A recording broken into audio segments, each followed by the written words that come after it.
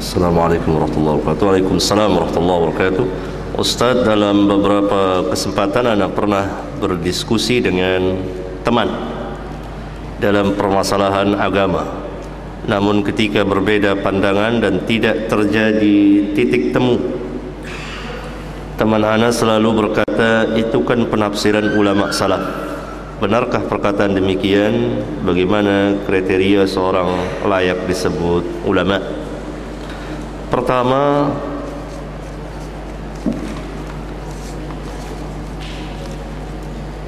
jangan berdiskusi kecuali kita memiliki ilmu. Itu yang pertama. Jangan berdiskusi kecuali kita memiliki ilmu. Kecuali kita ingin menasihati, memberikan pengarahan, boleh.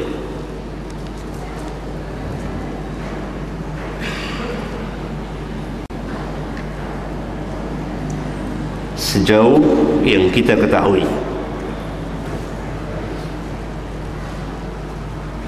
Adapun diskusi-diskusi yang sering dilakukan, atau dengan kata lain perdebatan-perdebatan, harus kita memiliki ilmu. Yang kedua, jangan berdiskusi dengan orang-orang awam yang tidak memiliki ilmu atau belum sampai pemahamannya.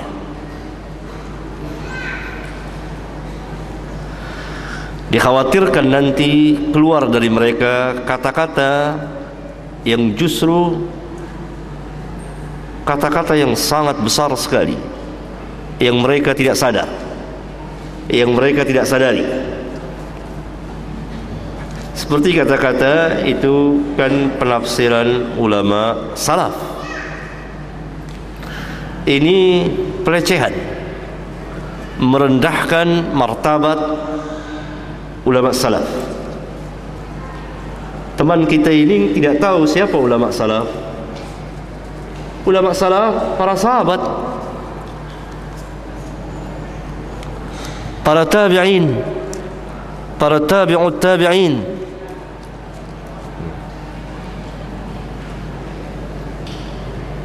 Tiga kurun yang terbaik,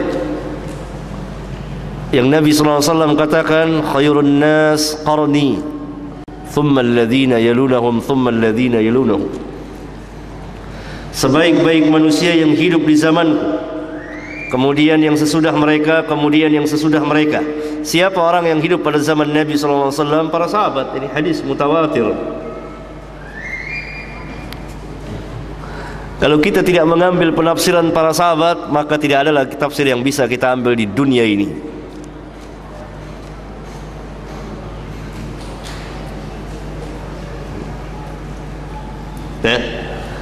Keluar dari dia kata-kata yang sangat besar, bahaya, tanpa dia sadari. Karena apa? Karena apa? Jawab, karena apa? Karena kebodohan. Orang yang bodoh bukan ilmu yang dia ikuti, tapi apa? Hawa.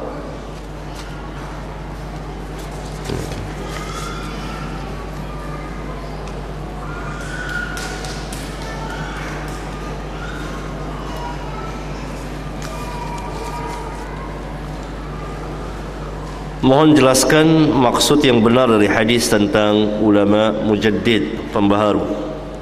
Apa maksud hadis tersebut dan bagaimana ciri-cirinya dan seterusnya.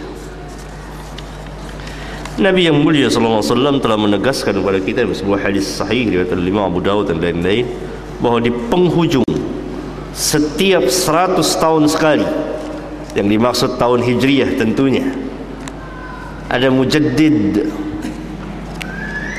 pembaharu.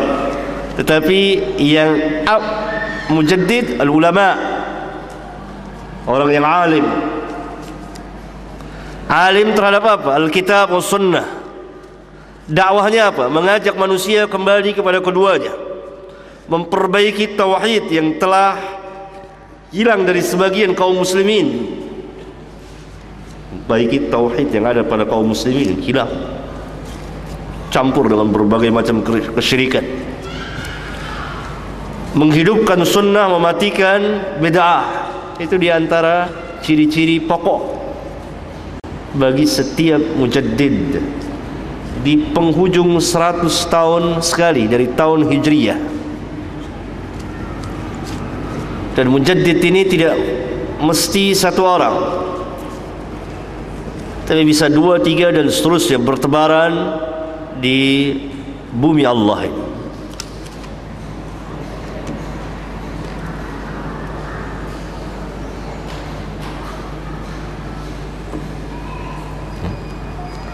Tentunya orang alim akan sangat alim, manhajnya jelas, dia memperbaiki bukan merubah Islam,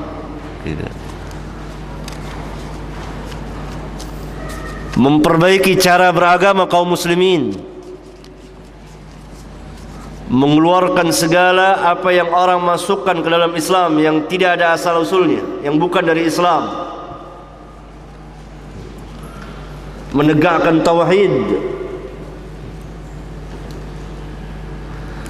Dan mujaddid dalam berbagai macam bidang keilmuan yang ada di dalam Islam.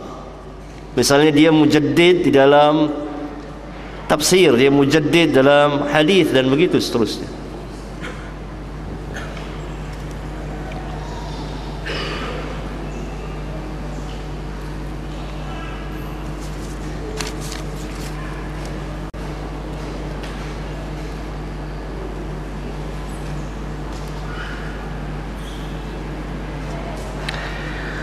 Pada zaman sekarang ini banyak kaum muslimin yang jauh dari manhaj as-salaf, selalu mengolok-olok para ulama salaf dan pengikutnya, karena mereka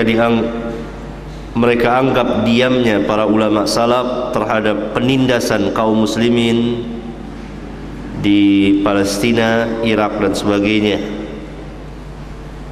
Saya kira orang yang mengatakan demikian hidupnya di hutan kali. Jadi tidak baca kitab, tidak apa. Ya. Kalau hidup di kota, tahu baca kitab, ulama salaf saf terdepan dalam membela kaum muslimin Palestina. Keluar fatwa-fatwa besar dari mereka, menyerukan untuk infak dan lain sebagainya, mendamaikan perselisihan yang terjadi di tengah-tengah mereka, bagaimana cara mengatasi kemelut yang ada pada diri mereka, sesama mereka, bagaimana cara berhadapan dengan Yahudi dan seterusnya. Tidak ada yang mengatakan demikian kecuali orang yang hidup di tengah-tengah hutan.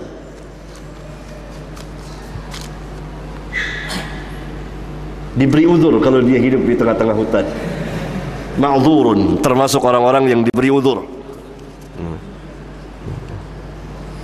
Karena ahli bid'ah sendiri mengakui saf terdepannya para ulama as-salaf. Ahli bid'ah mengakui enggak ada ulama yang seperti mereka, dengan ilmu, dinasehati orang-orang. Banyak orang-orang yang dahulu berperang di Afghanistan, panglima-panglima perangnya datang duduk bersimpu di hadapan siapa? Di hadapan ulama salaf, memberikan taujihat, pengarahan-pengarahan. Jangan berubah manhaj mereka, dakwah ilallah, dan seterusnya.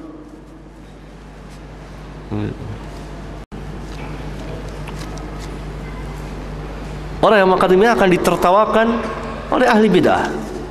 Bahkan ahli bid'ah akan mengatakan kepada orang ini, ente malu-maluin aja bilang begitu. Halo.